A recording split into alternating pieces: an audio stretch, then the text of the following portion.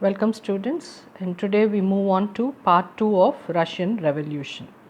So on the continuation we have failure of provisional government.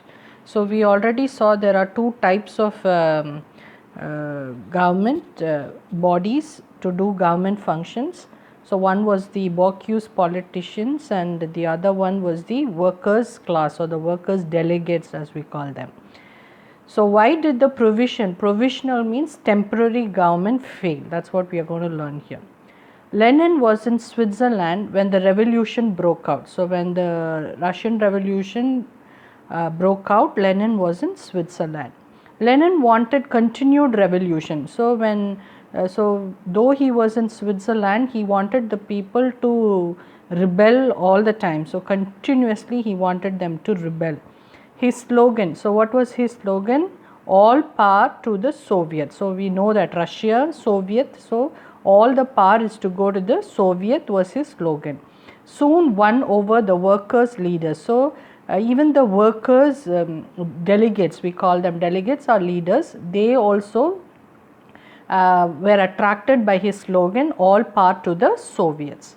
Devastated by war time shortages. So devastated means completely destroyed is what we call as devastated.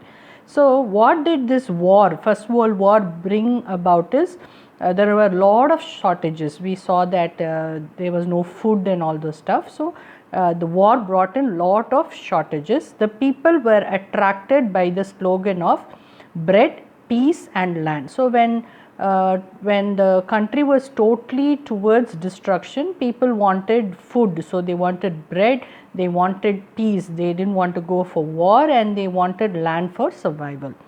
But the provisional government made two grave mistakes, two important mistakes the provisional government did, because here we see the government, the temporary government was taken up by the Bocuse. So these Bocuse politicians, they made two important mistakes. First, it postponed a decision on the demand for the distribution of land, redistribution of land, and the other. So first one is people were asking, as we already knew that the farmers were treated as slaves, they were not given lands, and the provisional government, they postponed that decision of giving land to farmers. So that was the first mistake they did.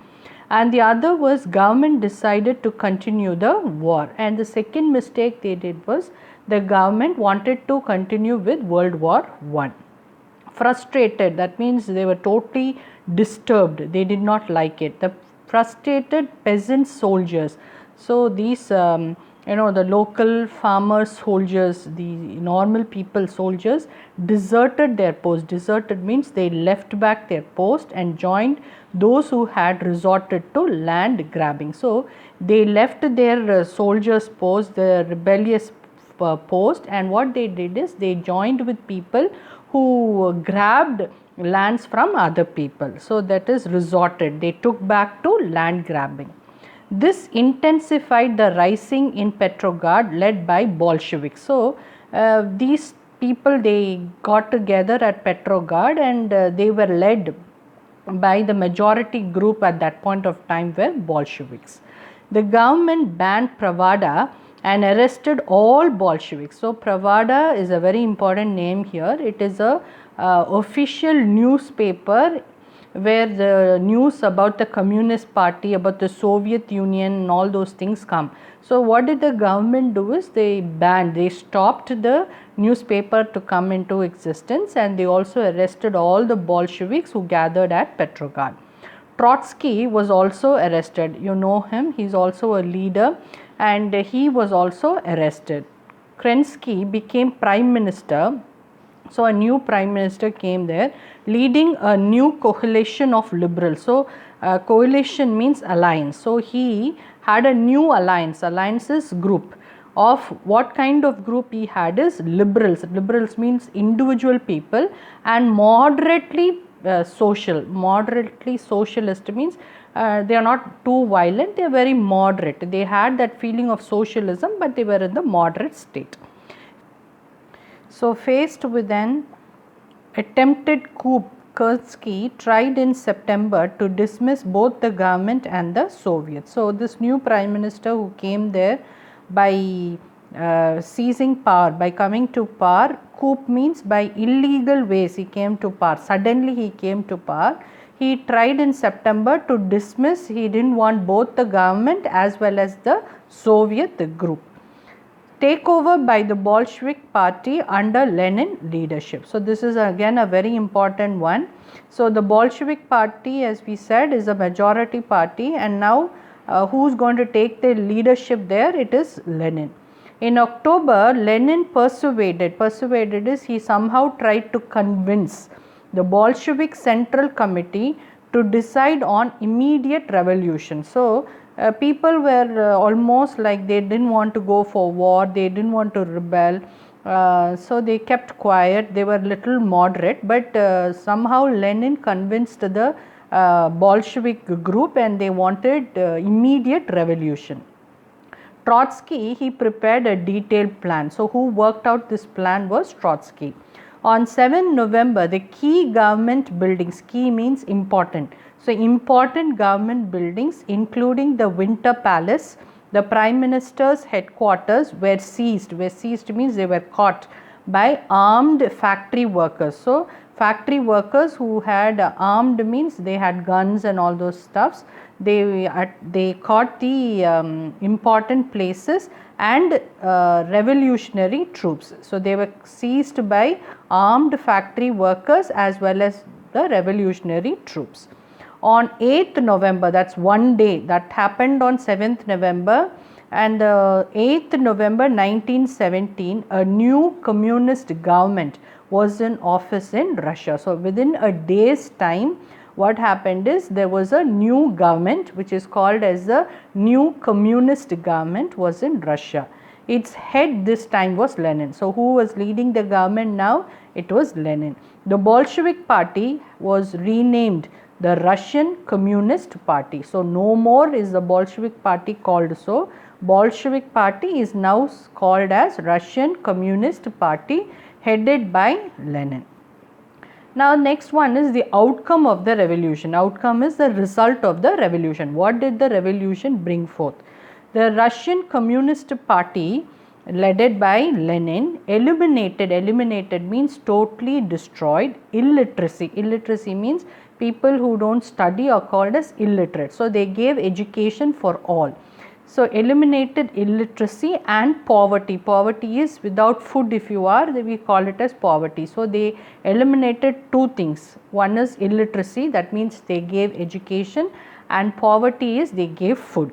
In Russia, within a record time, within a very short time, they were able to do both. Russian industry and agriculture developed remarkably. So, another next two things that developed during this revolution was industry developed and agriculture also developed. Women were given equal rights including rights to vote. So, people of Russia, the women people in Russia, they were given rights, they were able to even vote. Industries and banks were nationalized. So, industries as well as banks were nationalized. The nation, the Russian government itself was undertaking it. Land was announced as social property. So, land was no more only for the wealthy, it was a social property. Land was distributed to poor peasants. Peasants means farmers. Lenin thought the most important factor for the fall of the provisional government was its failure to withdraw from World War. So, this is very important. What did Lenin think? What was Lenin's thought? He thought that the provisional government, that is a temporary government, was met with a failure. It was not able to win because they were not able to withdraw from the World War. So, that was the reason why people did not support the provisional government. So, Lenin immediately he appealed for peace. So, though the war was going on, First World War was going on at that time, he immediately appealed, he looked forward for peace. Unmindful of the harsh terms dictated by the central powers, Lenin opted for withdrawing from the war to concentrate on the formation of the new government. So, he did not care about what penalty or what fine the Central Powers will put forth on Russia. He only thought for withdrawing from the war so that he can concentrate on the formation of what? A new government. In March 19, so when he wanted to come out of the war, they have to sign up a treaty. So they signed up a treaty in March 1980, which is called as the Treaty of Brest-Litovsk. This treaty was signed because Russia wanted to withdraw from the war.